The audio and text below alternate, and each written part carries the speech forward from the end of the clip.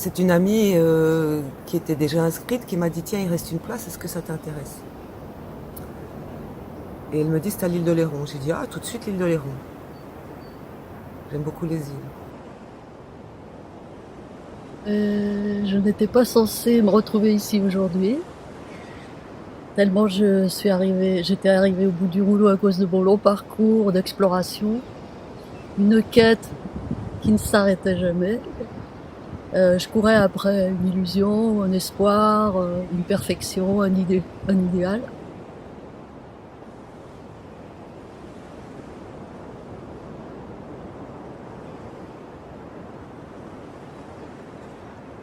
Alors moi, j'étais pas du tout thérapie de groupe. Quand j'ai vu groupe, je me suis dit, oh là là, groupe, bâton de parole, pff, ça va être lourd à gérer. Mais en fait, pas du tout. En fait, c'est presque ça qui fait plus de la moitié du travail, c'est ça en fait. Très vite, on est un peu comme des frères et sœurs, quoi. En créant ce vide et en diminuant toute l'alimentation, on crée de la place pour l'amour. On vient pourquoi ici? Pour se nettoyer de l'intérieur, Ouais, pour vider tout notre sac, ouais. vraiment. Ah oui, pour ouvrir ses ailes. C'est magique, c'est somptueux.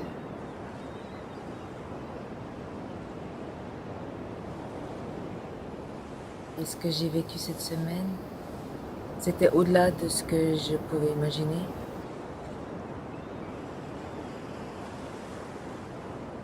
Je me sens différente, je me sens vraiment différente. Je me sens plus calme, je me sens plus posée. Ouais, c'est comme une renaissance.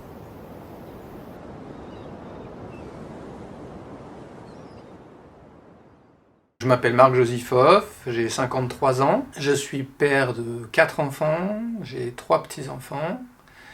Je me suis installé comme naturopathe en 1993 et puis j'ai créé l'entreprise l'Institut Xanthis en 1995 où j'ai créé le premier complément alimentaire détox en France. Je suis l'héritier de la cure Xanthis que mon père m'avait transmis, qui a été mise au point en 1927. Ça faisait 50 ans que mon père accompagnait et soignait des personnes dans le domaine de la santé naturelle, puisque c'était l'Institut Xanthi à Paris, où il accompagnait également les gens qui faisaient donc la réflexologie intestinale. Et puis une maman qui l'a rencontré parce qu'elle-même était sur ce chemin de santé et de guérison. Et donc ils ont eu un enfant, et dès le départ, avant même ma conception, il y avait cette intention de donner une suite à cette histoire. Donc moi je suis né direct je suis tombé dans la marmite dès ma naissance sur le fait d'éliminer les toxines. Trouver les solutions pour éliminer les toxines. Et revenir à un mode de vie authentique et naturel. J'ai fait mes études de naturopathie avec Daniel Kieffer au Sénato à Paris. Et j'ai trouvé là en fait le sens. Enfin, j'ai compris, j'ai dit ça y est, j'ai trouvé ma voie. Parce qu'adolescent, ça n'a pas été simple. J'étais donc dans les années 80. D'un côté, une éducation parentale avec des principes et un monde scolaire où c'était des opposés, où il n'y avait aucun lien entre les deux, donc c'était pas évident de survivre là-dedans. Et quand je me suis retrouvé sur les bancs du Sénato avec Daniel Kieffer, ça a été une évidence que j'avais trouvé là le sens et la voie s'ouvrait. J'avais pas toutes les clés, j'avais la conscience que je ferais ce que je fais aujourd'hui, cet accompagnement, mais je savais pas comment, quoi. Donc ça m'a pris quand même pas mal de temps pour en arriver là. J'ai toujours été dans ce côté très naturel, très naturel, c'est ce qui plaisait toujours aux gens qui venaient.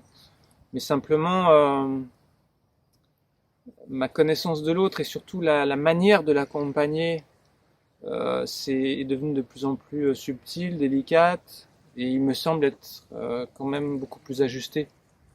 Et aussi une intuition et une capacité d'aller pour la plupart du temps, assez vite toucher là où ça a besoin d'être touché en fait. On a un coach qui nous fait découvrir, qui parle avec son âme. C'est un bon guide. On a besoin parfois d'un guide après pour s'évader. Mais un bon guide, oui, c'est nécessaire, montrer le bon chemin. C'est une main de fer dans un gant de velours. C'est-à-dire c'est doux mais c'est ferme. Et toujours bienveillant. Et toujours cette douceur qui rassure en fait. Et qui fait qu'on accepte que bah ouais, t'es le guide et que là où on veut pas aller, tu me dis si, on y va. Allez. Mais tu viens avec nous. Dès le début. Et c'est toi qui y vas le premier en plus. Et c'est ça qui est top. Et j'étais assez bluffée par sa capacité à, donc en fait, tenir le gouvernail et être seul capitaine du bateau. Et je lui ai dit plusieurs fois, j'ai dit mais tu as pas tellement de, tu es sur le pont du matin au soir, en accompagnement. Je n'ai jamais cessé mon cheminement personnel. En parallèle de mon action dans le monde, en tant que naturopathe et chef d'entreprise, avec tout ce que ça revêt d'expérience, d'apprentissage, de difficultés, d'épreuves. Mais en parallèle de ça, je n'ai jamais cessé mon chemin de connaissance de soi. J'ai eu la chance de toujours être accompagné par des guides, par des gens qui avaient beaucoup de maturité sur le chemin. Daniel et Irène Kiffer, parce que je souhaite lui rendre hommage. Ensuite, il y a eu Françoise et Gérard Sueur. Françoise Mur et Gérard Sueur, ce couple extraordinaire qui m'a accompagné dans l'exploration de cette vie émotionnelle. Pendant 10 ans, je me suis formé aux outils de la psychologie transpersonnelle, comme on l'appelait à l'époque, de cette approche transpersonnelle qui vise à intégrer donc une dimension du sens et du soin, quelle que soit sa profession. On peut être cadre d'entreprise, on peut être... Du moment qu'on est en relation avec l'autre, eh bien nous sommes dans une posture potentiellement thérapeutique. Je m'épanouis vraiment en exerçant ça, donc c'est de la joie, c'est de l'amour, c'est beaucoup de bonheur, et donc forcément c'est une spirale vertueuse. Marc est quelqu'un qui aime beaucoup la communication apparemment, qui le fait très bien, qui parle, mais pas pour rien dire. Et j'ai rarement pu écouter quelqu'un aussi longtemps sans être fatigué. Et surtout tes paroles qui venaient faire du liant dans tout ça. J'ai envie de dire une œuvre d'art. Donc j'ai envie de dire que c'est du travail d'artiste. Connecté à l'inspiration, ancré dans la terre, explorateur du monde et doué pour l'intime et la profondeur. Voilà, que demander de plus? Il y a eu aussi un homme extraordinaire que vous connaissez peut-être tous, Thich Nhat Hanh, Thaï pour ceux qui l'ont côtoyé au village des Pruniers, puisqu'en fait j'ai la chance d'avoir développé Xanthis en Dordogne et que Thich Nhat Hanh a installé sa communauté donc, en Dordogne. Donc la rencontre avec Thich Nhat Hanh et sa communauté de moines et de nonnes a été aussi riche de beaucoup d'enseignements et de transformations intérieures. Et l'essence de ces enseignements sont aussi présents dans la Global Detox. En fait, dans la Global Detox, il y a une synthèse d'un parcours de vie entre mes parents, cette histoire familiale, la naturopathie holistique avec l'école de Daniel Keffer, l'approche transpersonnelle et émotionnelle avec François Gérard Sueur, une approche spirituelle zen avec Thich Nhat Hanh, qui est un très grand maître, avec aussi d'autres accompagnants, notamment Juan Flores, ce chaman amazonien que j'ai côtoyé et qui m'a accompagné personnellement, avec qui j'ai vécu aussi de très belles expériences. Donc tout ce monde du chamanisme, où on va aussi dans d'autres mondes, qui sont loin de notre culture, mais qui peuvent, pour certains, apporter des clés de... C'est quelque chose que je ne transmets pas, tout ce qui tourne autour de l'utilisation des plantes chamaniques comme l'ayahuasca, l'iboga, etc. Ce ne sont pas des choses que je transmets parce que je ne crois pas que ça corresponde à notre culture. Mais par contre, je les ai expérimentées et j'ai trouvé aussi des clés importantes et qui me permettent d'aborder la réalité de notre culture avec sa richesse. Nous sommes peut-être trop le nez dans le guidon, et le fait d'aller voir d'autres cultures, ça m'a permis en tout cas moi de revenir mieux dans la nôtre et de revenir sur les fondamentaux de notre civilisation chrétienne, sans tomber dans la religiosité et dans cette approche voilà, qui a pu être perverti, mais dans les fondements de nos valeurs judéo-chrétiennes. Je chemine toujours avec des différents cercles, groupes. Je n'ai pas d'appartenance à une spiritualité, à une religion, à un groupe spécifique. Mon approche est complètement laïque. Mon approche, c'est la nature. C'est observer la nature. Ce visuel, en fait, résume ça. C'est observer la nature. Les clés sont là. Il n'y a pas besoin, il n'y a pas de dogme. Il n'y a pas de croyance, il n'y a pas de choses qui sont basées sur des choses irrationnelles ou qui sont basées sur des croyances. Mon approche est vraiment extrêmement rationnelle et laïque. Est-ce que c'est pas un gourou? Est-ce que c'est pas vous voyez, tout ce qu'on pourrait projeter de négatif sur quelqu'un qui accompagne? Et j'ai l'impression que ça, c'est pas, je le sens, je l'entends pas, je vois pas ce doute-là. Il y a l'aura du coach qui, de par son comportement, sa nature, pas forcément son parler, transmet donc une certaine sérénité, une sagesse, une culture. Et qu'est-ce que tu penses du coach? Ben, il est bien le coach. Il est tout en bienveillance, tout en bonne humeur. Pour moi, la spiritualité, c'est l'art de prendre du recul sur soi, sur la vie. C'est l'art de sortir de l'identification au moi, au mental. C'est devenir observateur. La spiritualité est aujourd'hui, c'est un élément fondamental de l'être humain dont on a été, quand je dis on, dont on va dire le matérialisme, la pensée, certains courants de pensée occidentaux, modernes, nous ont coupé de cette dimension spirituelle. Et encore une fois, c'est encore dans la nature que le sens de la vie va émerger, chacun pour soi. C'est pour ça que je parle de spiritualité, pas de religion, parce qu'il n'y a pas un dogme. C'est l'éveil de la spiritualité en soi par la sensibilité, par l'observation de la nature, par la rencontre de soi. Cette spiritualité qui finalement nous libère des religions, de la soumission à des pouvoirs extérieurs. La vraie spiritualité, c'est quand je deviens un être spirituel, un être souverain, et je me libère à ce moment-là de tous les conditionnements, de toutes les croyances, de tous les diktats imposés qui enferment les humains dans des prisons. Partir à la rencontre de soi et découvrir le sens qu'il y a derrière nos expériences. Finalement, tout ça, toutes ces étapes de vie, il y a un sens derrière. Et qu'il n'y a pas de hasard. Et donc il y a une reliance entre les différents événements. Alors quand je suis arrivée, je pensais venir juste faire une diète de jus et des marches dans la nature, en sachant très bien que la diète de jus permet aussi un nettoyage physique et également un nettoyage spirituel, émotionnel.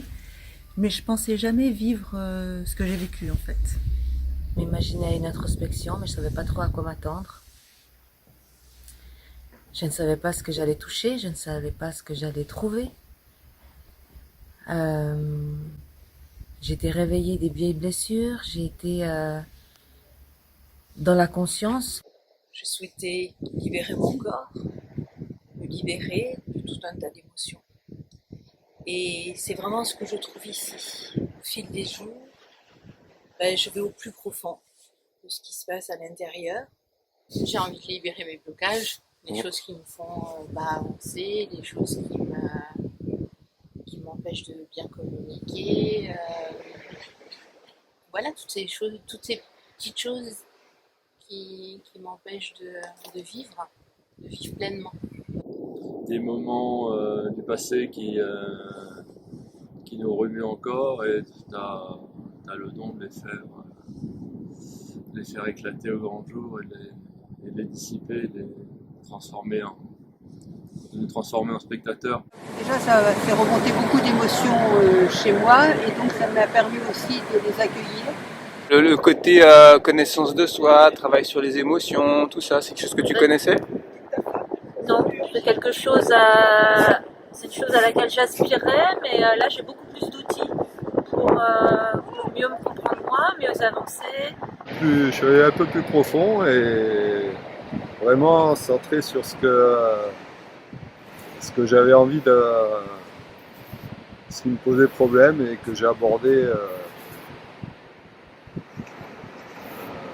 en allant au fond de moi-même, en cherchant au fond de moi-même et en faisant ressortir les choses qui stagnaient. Malgré le gros travail que j'avais fait sur des chocs émotionnels très très très importants, n'avait jamais été travaillé de la sorte. Mais je savais qu'au niveau émotionnel, j'avais pas touché les choses. Et là, je dois dire que c'est la première fois que je vais chercher si profondément. Et je dois dire que Marc, tu es un virtuose pour nous accompagner parce que c'est mené de main de fée. C'est quelque chose de assez étonnant, quoi. Ouais. Moi, j'avais aucune idée que j'avais tout ça en moi, en fait. Ouais. Parce que j'ai vu ce que je transporte depuis plusieurs décennies. Les larmes qui ont coulé, les larmes qui ont coulé. Purification, quoi. Nettoyage. Des larmes de joie, des larmes de tristesse. La détox, c'est pas uniquement détoxiquer ses organes et éliminer les toxines. En fait, les sources des toxines, c'est effectivement l'alimentation, c'est les stress, c'est nos pensées, c'est nos modes de vie déséquilibrés. Une bonne détoxication, c'est l'art de revenir à son état naturel, à reconnecter avec un état de santé originel. Les animaux dans la nature, les plantes, n'ont pas nos structures mentales qui les couperaient de la nature. Ils ont instinctivement un rapport à leur environnement qui est harmonieux, qui est en équilibre. Et la maladie, la souffrance, le mal-être sont les révélateurs d'un déséquilibre avec notre environnement. Je dirais que c'est une rencontre avec sa nature et la nature en même temps. Ici, ça vit, ça explose de vie. Il y a des arbres somptueux. C'est beau. Des forêts, des vraies forêts avec du taillis, qui sont pas entretenues, qui sont des vraies forêts vivantes. Nous partons donc dans une connexion plus profonde, dans la forêt, les plages, l'océan. Il y a le silence, il y a les oiseaux, il y a les arbres, il y a le vent. Marcher pieds nus, c'était un vrai plaisir sans avoir ce regard extérieur de « non, tu marches pieds nus ». Pieds nus dans la terre, couchés dans la terre, sentir l'humidité de la terre, sentir la terre vibrer, et puis un peu de douceur dans l'eau, un peu de sable dans les orteils, le massage du sable, des pieds dans le sable, tout ça est très complet. Quand je me suis inscrite, moi c'était vraiment l'appel de l'île d'Oléron. Voilà. L'île d'Oléron est magnifique. Genre, c'est juste un paradis sur terre. Tu pédales et hop, au coin du chemin, clac, il y a l'océan. Et tu repédales, tac, et au coin de le chemin, clac, il y a l'océan. C'était vraiment pour moi, j'ai vraiment vécu comme ça, quoi. Où est-ce que je vais le voir, quoi, apparaître? Et alors, j'ai pas dit encore la nature. J'ai oublié d'en parler. Mais pour moi, c'est une telle évidence que c'est elle qui m'a sauvée. C'est elle qui m'a sauvée. Elle n'aurait pas été là, je serais morte. Donc j'adore comment tu nous reconnectes à la nature. Les retraites Global Detox, comme leur nom l'indique, l'intention c'est de faire une détox du corps et de l'esprit, et en passant par les émotions. J'accompagne des groupes depuis plus de 10 ans avec la Global Detox, donc une méthode et un référentiel de connaissance de soi et d'accompagnement que j'ai développé, qui est ici présent, donc qui est un outil de connaissance de soi, qui est basé sur les 6 éléments, la terre, le feu, la lumière, le ciel, le cosmos, l'air, l'eau, et ces 6 éléments, qui ont leurs composantes dans notre corps, et qui font l'équilibre de notre vie, donc à savoir le corps pour la terre, l'énergie pour le feu, la pensée pour la lumière, notre esprit pour l'infini du cosmos, nos sensations en correspondance avec l'air et nos émotions en correspondance avec l'eau. On s'est nourri de la terre, nourri du ciel, nourri des éléments, voilà, comme le cycle Global Detox. C'est vrai que je comprends mieux le cycle maintenant. Vacances dynamiques, ciel, terre, mer, dunes. La mer, le soleil, le sable, C'est retour aux sources. Donc comme je suis vraiment en lien avec mes sens, mes sensations physiques, je deviens observateur, je peux aller toucher l'émotion qui est derrière et la libérer. Et cette libération de l'émotion va libérer le corps et va lui permettre de retrouver, va débloquer la physiologie, ce qui va permettre la régénération. Le corps va pouvoir de nouveau assimiler, c'est-à-dire que l'énergie est de nouveau disponible pour les fonctions de régénération des tissus, des organes, de la physiologie en général. Si on détoxiquait pas, si ça passait pas par les émotions, en fait, le nettoyage était bloqué. Que ce soit au niveau physiologique et au niveau psychologique. Et qu'il y avait la nécessité d'aller toucher les émotions, d'aller contacter ces ressentis profonds et de pouvoir s'ouvrir à ça. Et pour pouvoir le faire de manière, il faut beaucoup de confiance. Il faut un cadre et un contexte qui permettent ça. La détox physiologique peut commencer à avoir lieu parce que nous sommes détendus. Voilà. Le premier facteur de détox, c'est d'être détendu. On ne peut pas détoxiquer son corps s'il y a des tensions. Lorsque nous sommes préoccupés et stressés, le corps est bloqué. Les émonctoires, les portes de sortie des déchets sont en inhibition. Il faut qu'elles soient complètement détendues, il faut que nous soyons complètement relâchés pour que ces portes de sortie fonctionnent à nouveau. Que ce soit l'intestin, le foie, la vésicule biliaire, les reins, voilà, toutes les portes de sortie des déchets ont besoin de détente, de repos. Sinon, elles ne fonctionnent pas correctement. Au début, on me dit, tiens, tu veux acheter un flacon et puis faire un nettoyage des intestins? Je dis, oh ben non, je ferai ça une autre fois, moi, j'ai toute la vie pour le faire. Et pas du tout, en fait.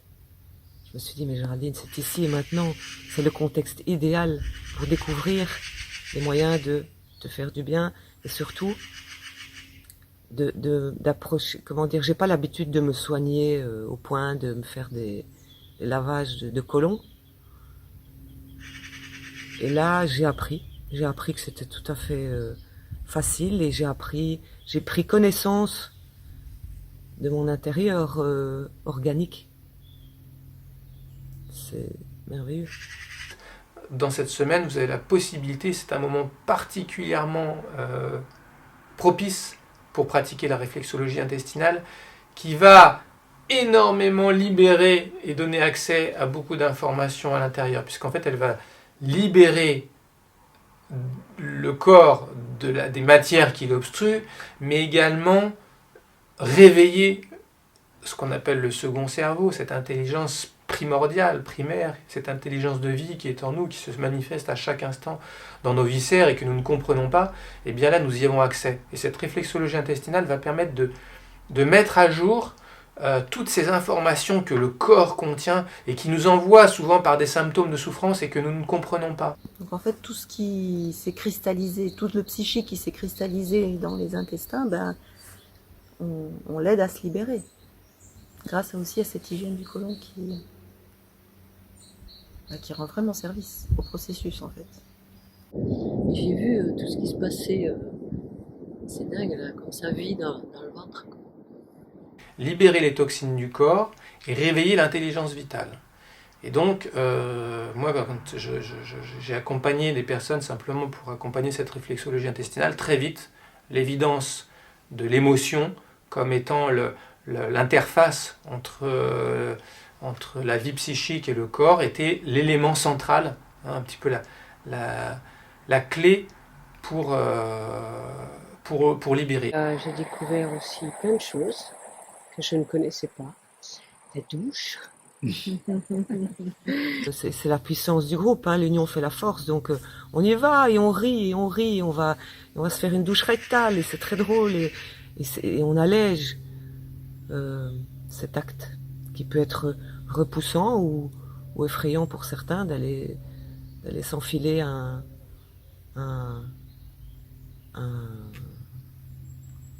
litre. Un litre dans le fion. C'est génial d'intégrer comme ça le rire du fonctionnement de ce corps qui est extraordinaire. Nous prenons conscience peu à peu des obstacles que nous avons en nous à être détendus, à être bien, à être... voilà. Donc nous allons recontacter ce qui en nous fait de la souffrance. Et seul Chez soi, vivre ça, c'est extrêmement dur, très éprouvant. Dans un groupe où il n'y a pas une bonne communication, ce sera difficile. Donc c'est très important qu'il y ait une confiance, que en fait se bâtisse dans ce groupe un climat de confiance et d'authenticité qui va permettre de simplement mettre les mots sur ce qui se vit et sur ce qui appelle sa libération. C'est un déconditionnement en fait, sortir de ces conditionnements, de tous ces conditionnements qu'on a reçus depuis tout petit, qui nous ont cloisonnés, et justement couper petit à petit de la vie, de la nature, de nos ressentis. Et nos émotions souvent, qui sont souffrantes, elles témoignent de cette difficulté à être en contact avec la vie. Et c'est important de les accueillir, d'accueillir sa tristesse, sa colère, sa honte, sa peur. Je me suis rendu compte que de regarder en face des émotions comme la colère profonde, comme la honte, comme l'abandon, toutes ces choses-là que la vie nous fait vivre, ça nous permet vraiment de mieux comprendre, de conscientiser tout ça et puis de se retrouver sur nos deux jambes et puis de se construire avec ça en fait. Et j'ai construit une nouvelle Emma qui, je pense, redevient en fait Emmanuel, quoi. J'étais en colère, ou j'étais joyeuse, mais qu'en superficie, qu'en surface. Donc là, je suis vraiment allée à l'intérieur. Ben moi j'ai tout oublié et c'est super parce que jusqu'à présent j'étais accrochée à mon passé et là il est complètement parti et toutes ces blessures de honte, de colère, de tristesse, de mal-amour, c'est tout parti pour retrouver la confiance en moi, la fierté. Je m'étais pas du tout renseigné sur le séjour et en fait c'était un voyage vraiment au plus profond de moi et presque dans mes ténèbres en fait. Et je pense en être un peu sorti. J'ai évacué un gros poids que je traînais depuis des mois et lui ne reviendra pas, ça j'en suis sûr.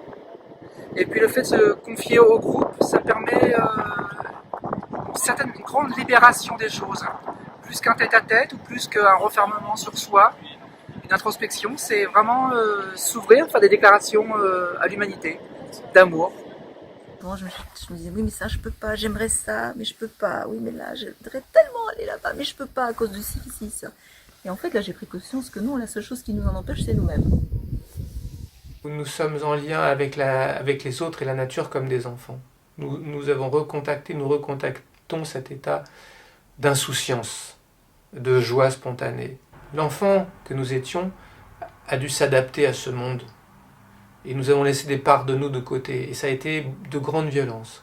Donc quand nous recontactons cet enfant, il ne s'agit plus de le lâcher, de le remettre dans ce monde violent pour qu'il ressouffre à nouveau. Non, c'est comment faire pour être à la fois dans son authenticité, dans sa sensibilité, dans son féminin, dans sa capacité à ressentir, et d'être en capacité avec le monde extérieur par une action juste.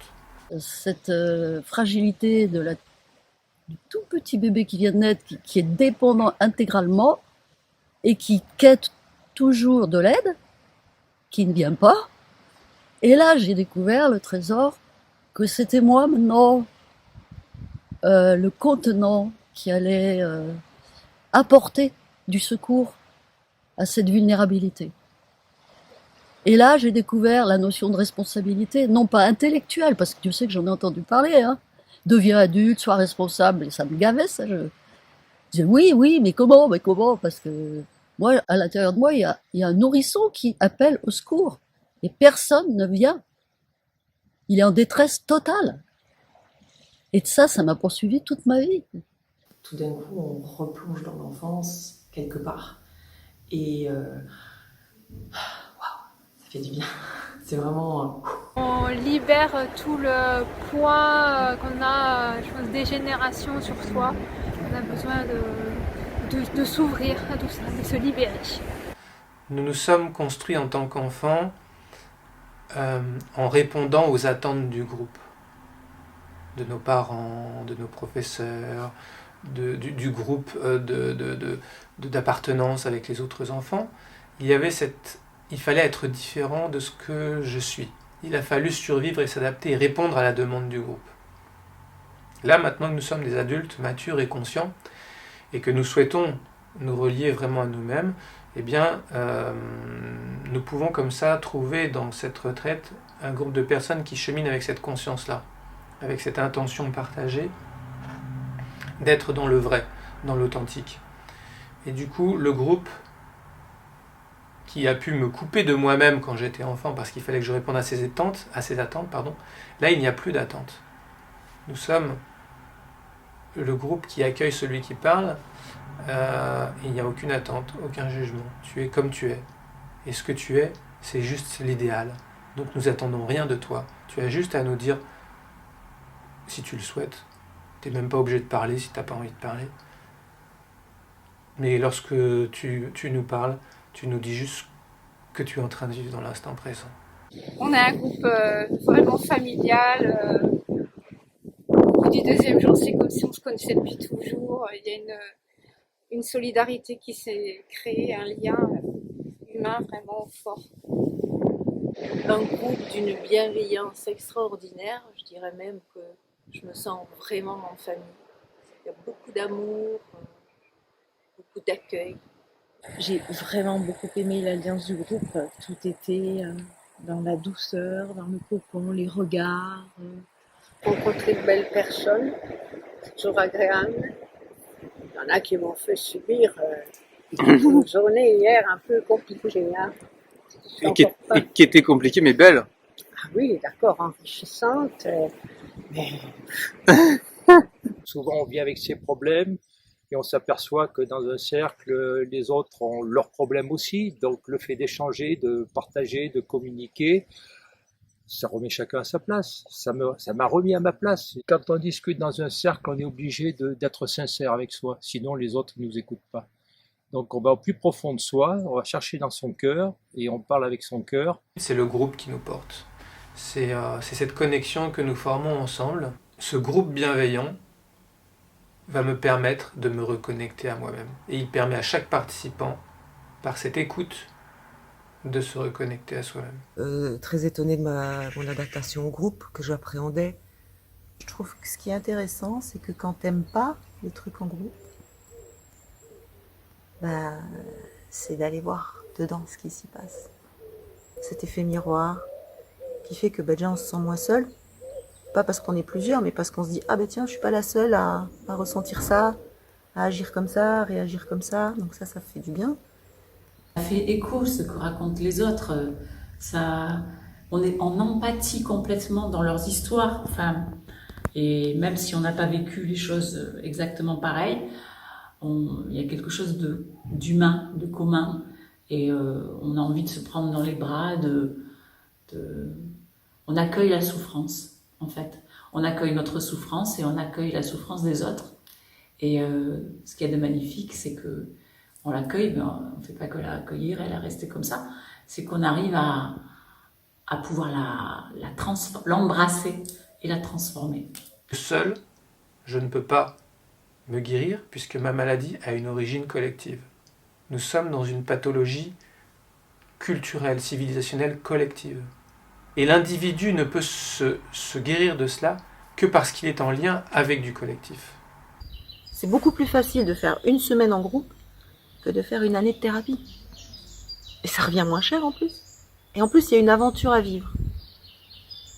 Plus grande, plus folle et plus pleine de surprises que de faire une année de psychothérapie avec one-to-one, avec une personne. Là, il y a autre chose, on arrive, on ne sait pas, voilà, tout est à découvrir. Et puis ici, c'est que de la bienveillance et de l'amour. Tu nous as fait vivre la relation d'égal à égal, l'entière justesse entre deux humains qui ont une humanité commune, entre 3, 4, 5 humains qui ont une humanité commune, tout est juste. Et la force du groupe dans lequel nous étions, merci à mes acolytes, merci à je vous aime. Je vous aime, grâce à vous, j'ai pu me libérer, j'ai pu me sentir en confiance, me sentir en sécurité, me sentir protégée. Je me suis sentie écoutée, entendue, appréciée. L'amour du cercle, la bienveillance, l'écoute du cercle. m'a nourri. Même si on était à plusieurs, chacun avait son espace et sa bulle. On est ensemble, mais séparés. Et là, on se rend compte qu'on est tous égaux, on est tous dans la même galère, je vais dire, de la recherche du bonheur, de la recherche de notre identité. En fait, le programme émerge de ce que l'énergie de groupe invite à vivre. Nous sommes tout le temps invités à vivre cette semaine dans l'instant présent. On se retrouve dans un petit groupe de 6 participants maximum. Et nous sommes tous les jours dans la nature. Nous diétons, nous arrêtons de nous intoxiquer avec des aliments qui sont liés soit à des mauvais aliments et que nous mangeons souvent avec du stress. Donc là, on se prépare une bouteille de jus et chaque jour, on part dans la nature.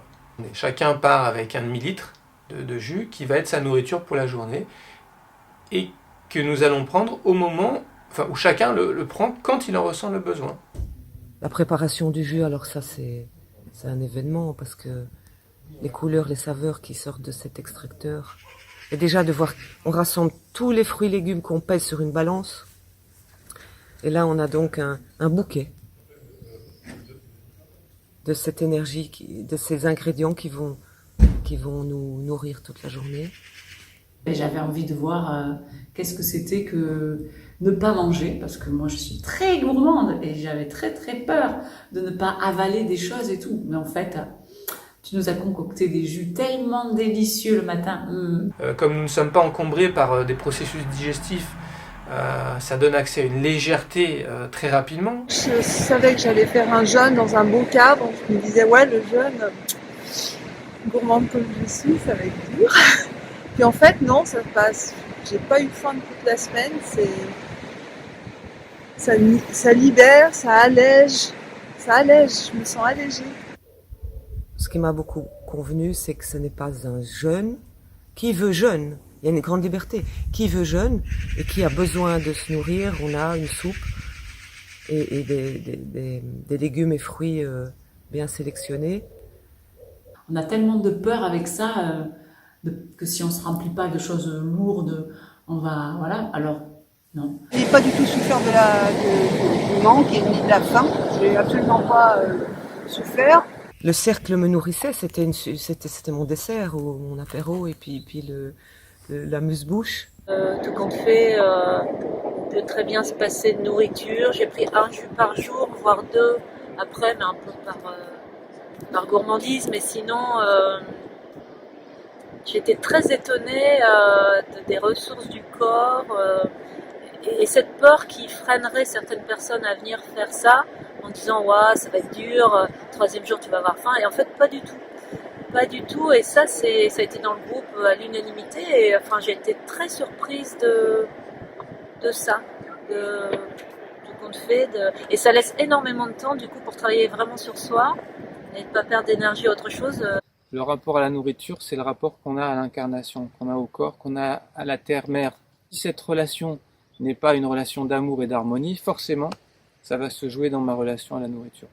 Boire, manger, découper des légumes, goûter, voir les couleurs, savourer. Oh là là, me réconcilier avec la nourriture déjà. C'était énorme. Je mangeais pour remplir le vide, le manque. Du coup, la nourriture, ça me barbait. Et je cherchais la nourriture ailleurs, dans le spirituel, dans le psychologique, dans les livres surtout. J'ai beaucoup lu. Je me nourrissais avec ça, c'était bon, hein. Mais là, arrivait une période où je me sentais gavée. Avant cette semaine, c'était un rapport difficile avec la nourriture. Faire à manger parce que c'est l'heure à la soupe. Faire à manger parce qu'on s'ennuie. Ça a totalement changé cette semaine. Donc j'ai un autre rapport avec la nourriture et qui est que positif. J'ai compris aussi la place que je donnais à la nourriture dans ma vie, hein, qui est juste combler un manque. Une contrariété, pof, j'ouvre l'armoire, un morceau de chocolat, et hop, ça résout rien. L'objectif, je pourrais dire, c'est de retrouver un lien sain à cette nourriture.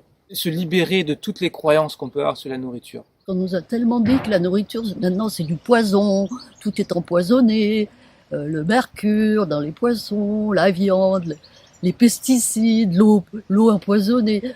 J'arrivais plus, moi. Je me disais, mais je mange quoi alors? J'avais peur de m'empoisonner encore plus.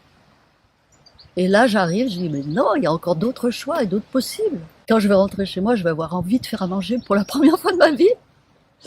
Alors que c'est un stage de jeûne quand même. Et après, on se nourrit pas seulement de nourriture physique.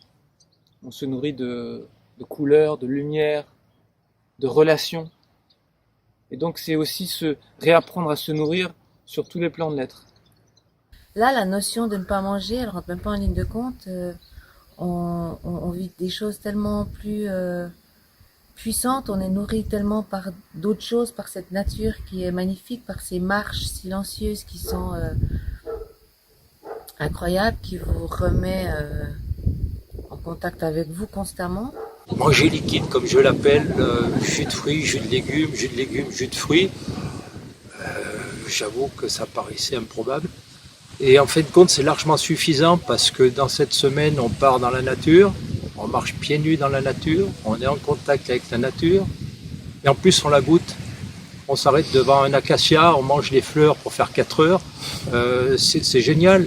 On s'arrête un petit peu plus loin, on trouve des fleurs d'aubépine, on prend quelques fleurs, ça nous remplit l'estomac. En plus, ce décor nous remplit l'esprit, donc on est nourri par l'esprit, par la tête. Il n'y a pas que l'estomac qui compte. En étant nourri par d'autres choses, par la nature, par le groupe, par les liens, par la beauté de ce qu'on pouvait voir sur cette île, j'avais pas tellement faim en fait. L'amour est une nourriture, il y a tous les ingrédients dans l'amour. C'est une recette complète. Cette notion de nourriture est vraiment liée au ressenti de chacun. Voilà. On ne va pas manger parce que c'est l'heure. Non, le fait de se nourrir va venir parce que c'est un besoin ressenti profondément dans le corps. Et c'est dans le mental en fait ma faim. Elle est dans le mental. Clairement, j'ai compris la puissance de mon mental. C'est l'heure, j'ai faim. Il est midi, donc j'ai faim. Il est 19h, donc j'ai faim. Et le soir, on mangeait une soupe avec des légumes et puis des crudités aussi. Donc, mais ça me donne envie de continuer à manger comme ça. J'ai découvert de certains légumes que je ne connaissais pas, de la manière de les préparer, pour les jus de légumes, de la manière de les préparer aussi pour la soupe du soir. C'est aussi un moment important de ce séjour. Ça nous permet de nous retrouver tous ensemble à tabler. Nous allons partager un petit dîner détox sympathique dans cette maison très agréable à Saint-Tréau-Jean-les-Bains sur l'île d'Oléron, idéalement située en bord de mer, entourée de forêts. J'ai adoré cette maison parce qu'elle est tout près de l'eau déjà, dans un quartier très chouette. J'ai été aussi très, surprise et reconnaissante du confort de la maison de Marc. Et bien là, d'entrée, j'ai dit waouh, mais bravo pour ton choix de matelas, de literie. Elle est très confortable et tout a été pensé. Tout, jusqu'au moindre détail, pour le confort, pour le bien-être. Il y a le confort d'un immense tapis magnifique. Il y a un appareil qui permet, comment t'appelles ça, le chi machine, qui permet de se sentir l'énergie et de se réchauffer le dos. En plus, il y a le feu de cheminée. Il y a tout ce qu'il faut. Il y a de la musique, il y a un tarot, il y a une magnifique table pour les repas du soir. Le soir, c'est un moment libre après le dîner. Ça peut être un temps de méditation, de musique. Il peut y avoir, on peut tirer des cartes. Ça peut être un moment de gymnastique, de yoga, de détente.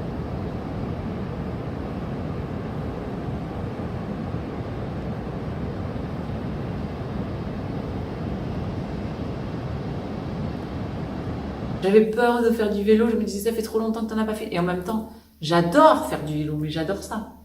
Et du coup, pédaler dans la nature, déjà le matin, prendre ce chemin au bord de l'eau à côté de chez toi, là, l'eau qui est juste à côté. Là. Et c'est magnifique, quoi. Et ce temps de vélo, en fait, c'est un temps de silence, de balade, où on va prendre l'air marin. Voilà. Et c'est pas c'est pas du sport. On part en balade en vélo, on est juste les vélos comme moyen de transport et on y va, mais tout doucement, tout tranquille, et on s'attend. Donc quelqu'un qui a du mal en vélo, qui est lent, c'est tout à fait juste et c'est le bienvenu. Jamais on impose un rythme. Celles qui disent ça fait 10 ans que je suis pas montée sur un vélo, j'ai mal à la hanche, j'ai mal au dos, j'ai mal partout. Elles ont pu faire un pas en avant grâce à la force du groupe. Et d'autres qui sont des flèches, on peut se dire tiens, bah, je suis pas toute seule. Et je ralentis même si j'en ai pas envie. Et régulièrement, nous faisons des cercles d'échange où chacun va pouvoir mettre des mots sur ce qu'il vit, tout simplement.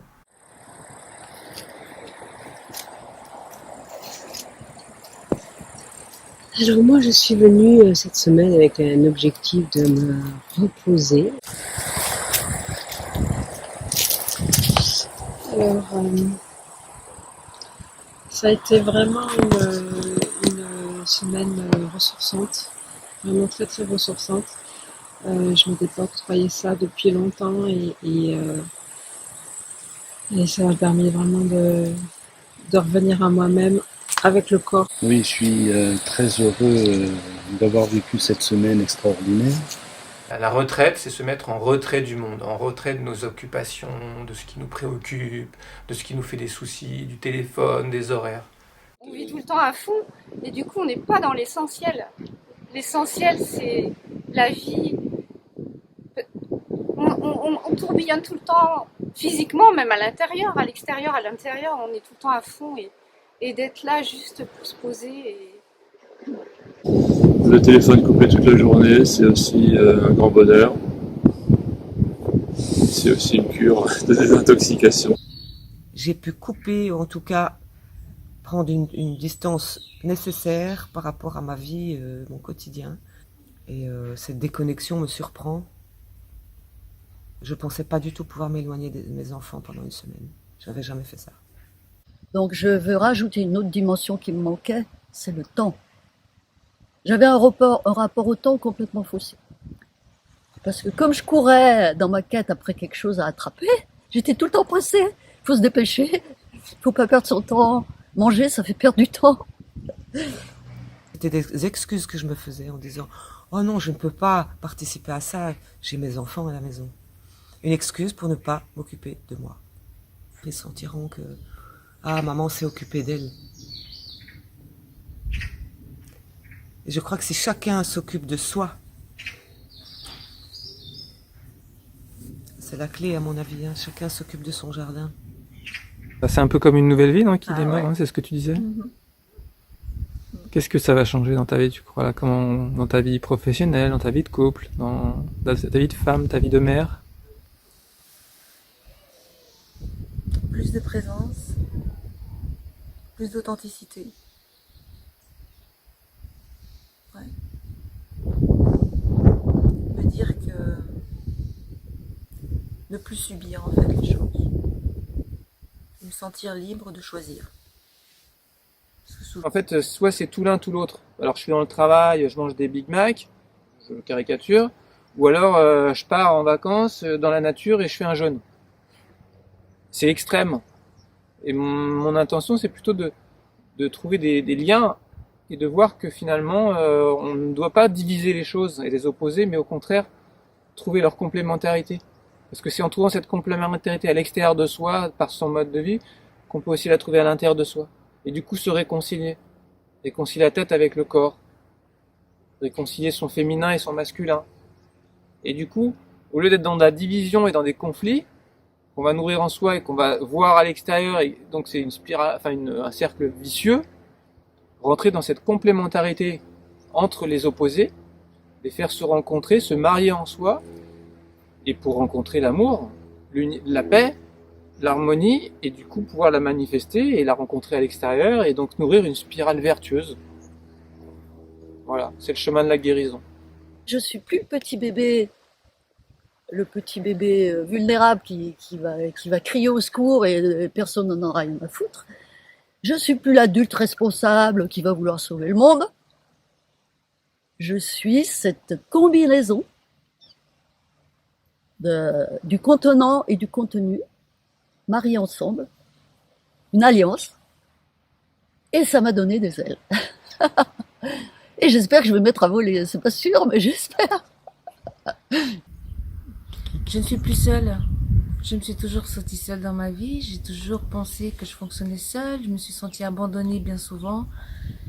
Je me suis rencontrée et je vous ai rencontré. Et cette unité fait que je sais que je suis unique, mais qu'on fait tous partie de la même unité, on est tous, et je me sens plus seule. Nous arrivons, nous sommes du monde, dans le stress, le surmenage, et nous nous sommes un peu égarés et perdus. Un retour aux sources, à la joie, à la connexion, à la sensibilité, et de nouveau une capacité à être dans le monde. 40 ans de quête. Et j'ai pas ménagé ma peine, j'ai vraiment tout essayé. Aussi bien au niveau corporel, spirituel, psychologique, psychanalytique, magnétisme, tout ce qui existe. Je crois que j'ai tout essayé. Mais je trouvais pas ce que je cherchais. Et c'était ma dernière bouteille jetée à la mer. J'ai dit, bon, là, ça passe ou ça casse. Et bon, déjà, il m'a fallu traverser la France. C'était un défi pour moi. Arriver sur une île, déjà le nom de l'île, ça me met déjà à l'abri du continent.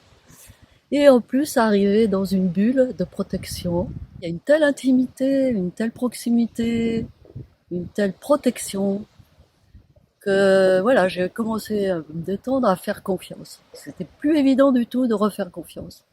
C'est pas juste une bulle pour se couper du monde, c'est aussi des clés pour revenir dans ce monde avec beaucoup plus de connexion, de maturité, pour aussi l'enrichir de nos talents et de tout ce qu'il y a de beau en nous. J'ai un cœur qui a grossi. Et puis je me réjouis de diffuser tout ce que j'ai reçu ici, de le diffuser à partir du moment où je vais passer la porte de la maison, de rayonner et de transmettre ce que j'ai reçu. Et peut-être, avec mon changement, je pense que ça peut faire changer les autres. En tout cas, ceux autour de moi, et après c'est exponentiel. En ayant été disponible pour moi, je le serai davantage encore pour les autres. Notre société occidentale crée de l'enfer, mais le paradis est là, derrière. Dès que nous nous libérons de l'enfer, nous avons accès au paradis. Une retraite Global Detox, c'est l'art de se détoxiquer de cet enfer, de ce mensonge, pour revenir au paradis, au jardin d'Éden sur la terre, et qui est là présent, c'est pas un mythe. Aujourd'hui, on vit un temps de libération très important.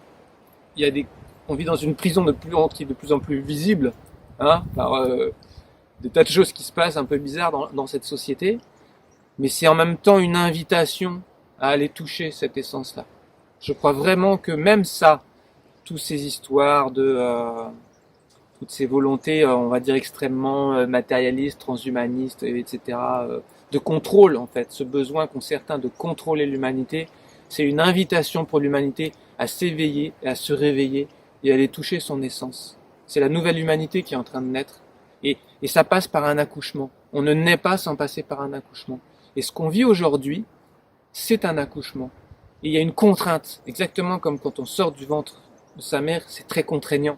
Mais il n'y aurait pas cette contrainte, on ne sortirait pas. C'est une contrainte qui va nous permettre d'accoucher de nous-mêmes. Donc ça a du sens. Mais ça m'a tellement soulagée et ça m'a permis de poser des poids, des valises. Je me sens légère. Je me suis reconnectée à moi. Je me suis reconnectée à mon cœur, je me suis reconnectée à mon être. Mon cœur, il s'est allégé, c'est devenu une petite montgolfière qui s'est libérée des contraintes qui l'oppressaient. Je me sens léger, et dynamique et avec l'envie de dévorer le monde. Donc ici, je me suis remis à l'endroit. Ma vie est remise à l'endroit. Et enfin, mes ailes, elles sont accrochées à mon cœur. Et parce que le centre de tout, c'est le cœur. Ça m'a redonné envie, en fait. Ouais, tu vois, ça met de l'émotion. Quand je suis arrivée, j'avais plus envie. Voilà. Et puis là, j'ai à nouveau envie. Et je crois que c'est Ça fait du bien en fait. Quand tu te sens prête à rentrer dans ta vie différente de Ouais. comme t'es arrivée? Mais tranquille en fait. J'y vais sans stress. Je suis apaisée. Je suis bien. Je repars avec 2 jambes. Comme si quand je suis arrivée, j'étais sur une jambe, et puis là, je suis vraiment sur mes 2 jambes, bien présentes dans tout mon corps. Grâce à cette diète, au fait de ne pas manger, qui permet au corps de se faire du bien, de soigner ce qu'il a à soigner, mais aussi qui donne accès, je pense, à des couches de notre être, à des mémoires émotionnelles, à des mémoires factuelles, des choses qu'on a vécues, qu'on a rangées dans un petit coin, et puis là, comme la place se fait, comme tout se libère en fait, tout circule à nouveau, ça revient à la surface. Et puis je pensais vraiment que certaines parties de ma vie, les choses douloureuses que j'ai vécues, comme la vie nous offre de les vivre en fait, je pensais que c'était vraiment ok, c'est fait, c'est cicatrisé, presque oublié. Puis en fait, tout ça a permis de le raviver, de vraiment le regarder en face en fait. C'était puissant. C'était vraiment... ça l'est toujours d'ailleurs. Je suis encore dans l'émotion, je suis encore... voilà. Pas besoin de souffrir pour être belle, pas besoin de souffrir pour aimer, pas besoin de souffrir pour avoir confiance et y croire. C'est une expérience à vivre parce qu'en fait, on reconnecte. C'est tellement simple et évident que ça ne s'explique pas, ça se vit. Tu dis aux gens qui hésiteraient ou qui diraient ah, ça serait bien que je vienne mais je le fais pas. Je leur dirais sincèrement, si tu veux te faire un beau cadeau, vas-y quoi. Franchement, vas-y et fais-le. Vis-le. J'ai envie de dire, faut franchir le pas, faut oser. C'est quoi une semaine dans une vie? Moi, je suis prête à dire aux gens, allez voir Marc. Vraiment. C'est du bonheur. Hein. Non, c'est du bonheur. Ah, franchement, je recommande. Je dis qu'il faut l'essayer, qu'il faut venir, il faut faire cette expérience. C'est très très important. C'est pour ça que c'est pas égoïste de se payer des cadeaux pour soi, parce que bien entendu que ça rejaillit sur les autres. Et même si, au début, je pensais que le coût était élevé, non, c'est pas du tout cher pour tout ce qu'on a dans la journée.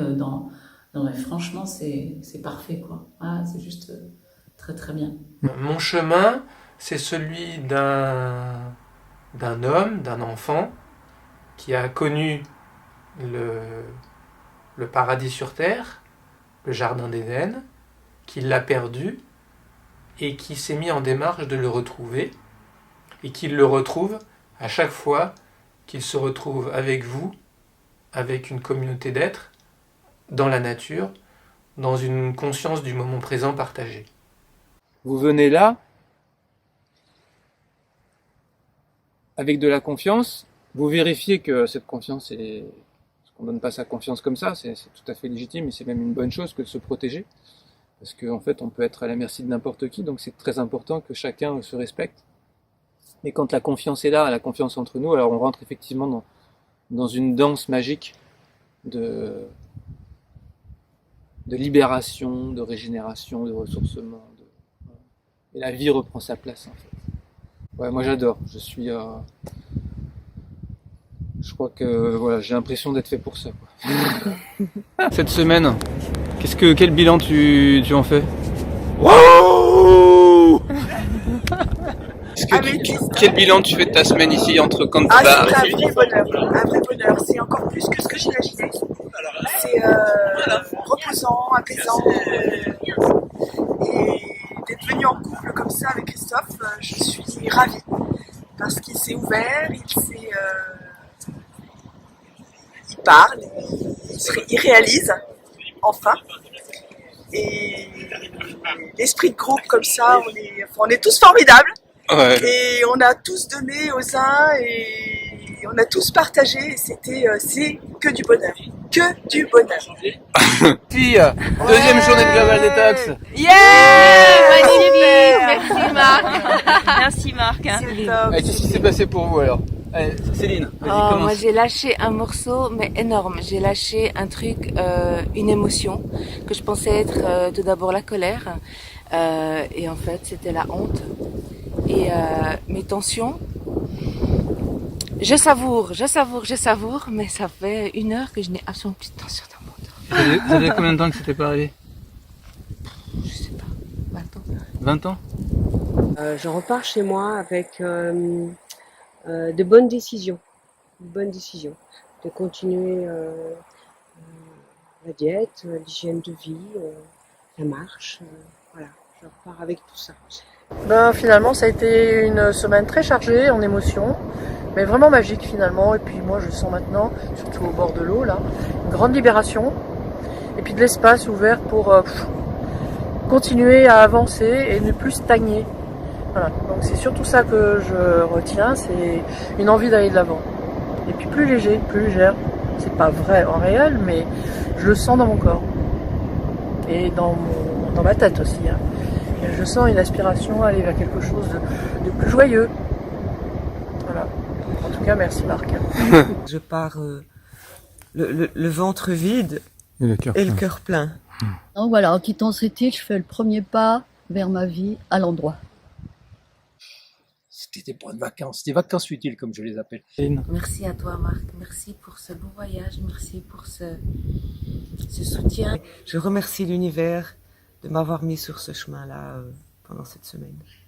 Merci à toutes les personnes du groupe qui m'ont accompagné. Merci à la vie, merci au soleil, merci à l'amour, merci à la lumière, merci à la terre-mère. Un grand merci à toi Marc, encore, pour tout cet accompagnement qui a été juste extraordinaire dans le global en effet. C'est déjà la fin, t'es sûr? Oh, c'est jamais la fin. Voilà, c'est le début. Ah oh. Ah oh. Ah oh. Ah oh. Merci.